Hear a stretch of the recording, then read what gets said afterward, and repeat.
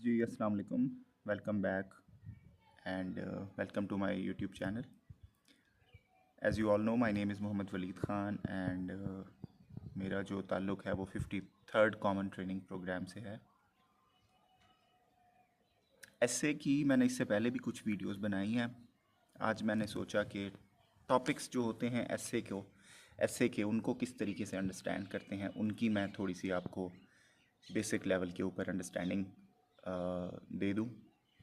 And trust me, ये video देखने के बाद इंशाल्लाह आप लोग जो हैं वो टॉपिक्स को बहुत अच्छे तरीके से अंडरस्टैंड कर पाएंगे। एसेस के ख़ास तौर पे बहुत अनयूजुअल, अनकन्वेंशनल और बहुत इफ़ेक्टिव मेथड है जो मैं आपको समझाने और सिखाने जा रहा हूँ, और बहुत आसान और सिंपल तरीके से सिखाऊंगा। इंशाल्लाह आप लोगों का बहुत फ़ायदा होगा। सीएसएस के एसेस को ना दो हिस्सों में डिवाइड करते हैं, ठीक है। Open ended topic, open ended topics और क्लोज्ड एंडेड।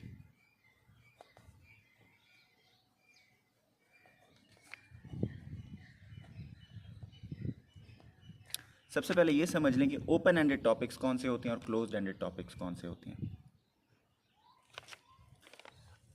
अल्फाज से वाज़े है, ओपन एंडेड मतलब जिसके दोनों एंड्स ओपन होंगे।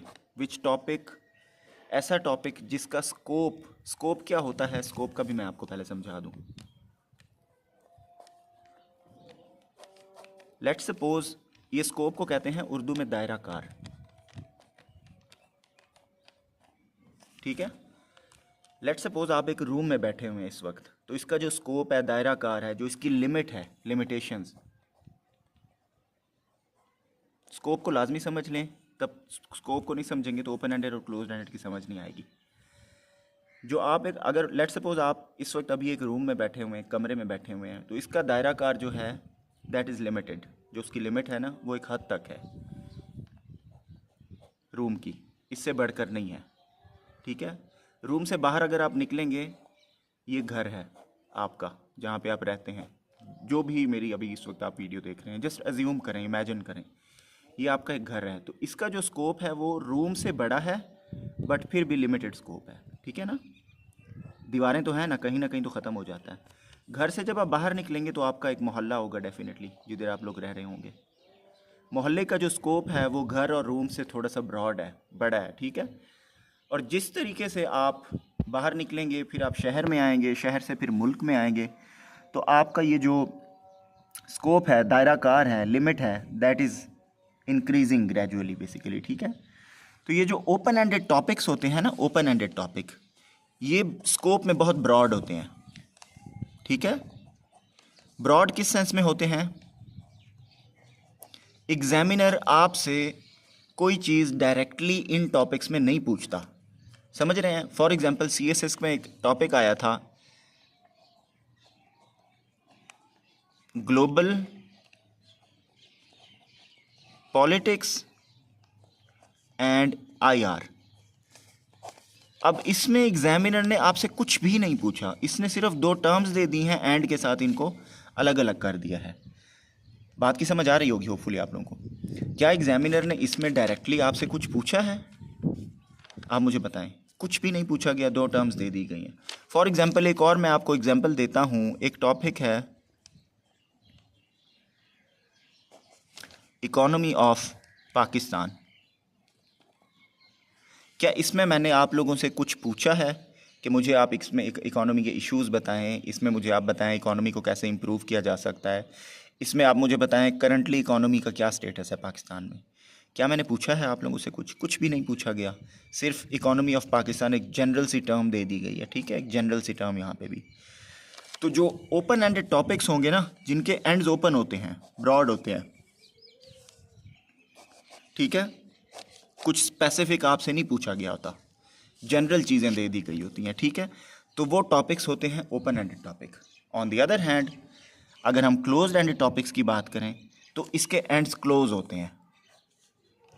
एंड जो है ना, मैं आपको समझाने के लिए एक ब्रैकेट लगा रहा हूँ, ब्रैकेट्स को क्लोज कर दिया गया है, और वो टॉपिक जो है उसको लिमिट कर दिया गया है कि वो इस आप उसी जो स्कोप में रहते हुए अपने टॉपिक को लिखेंगे, उसके अलावा आप कुछ नहीं लिखेंगे। CSS ऐसे जितने भी आते हैं एग्ज़ाम्स में, ये 2 तरह के होते हैं बिल्कुल, इसके अलावा और कुछ भी नहीं होता। मल्टीपल टॉपिक्स हैं मेरे माइंड में, मैं आपको दिखाता हूँ, लिख कर दिखाता हूँ आपको। Democracy in Pakistan colon hopes and hurdles.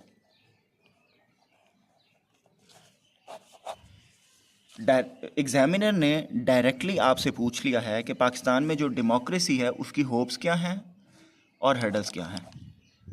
वाज़ेह है ना, आपसे डायरेक्टली कोई चीज़ पूछ ली गई है। यहाँ पे ग्लोबल पॉलिटिक्स एंड IR में कुछ पूछा है एग्जामिनर ने आपसे? कुछ भी नहीं पूछा, सिर्फ टर्म्स के नाम दे दिए हैं। इकोनॉमी ऑफ पाकिस्तान में एग्जामिनर ने आपसे कुछ पूछा है? कुछ भी नहीं पूछा, सिर्फ एक जनरल सी टर्म दे दिया, ठीक है। लेकिन यहाँ पे एग्जामिनर ने आपसे डायरेक्टली पूछा है, होप्स बताएं, हर्डल्स बताएं। एक और टॉपिक लिखता हूँ,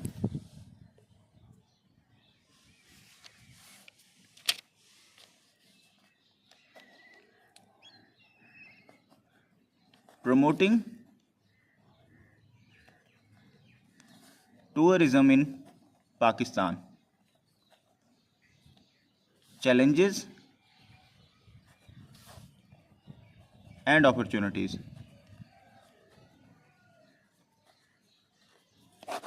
आई होप आपको इसकी भी समझ आ गई होगी।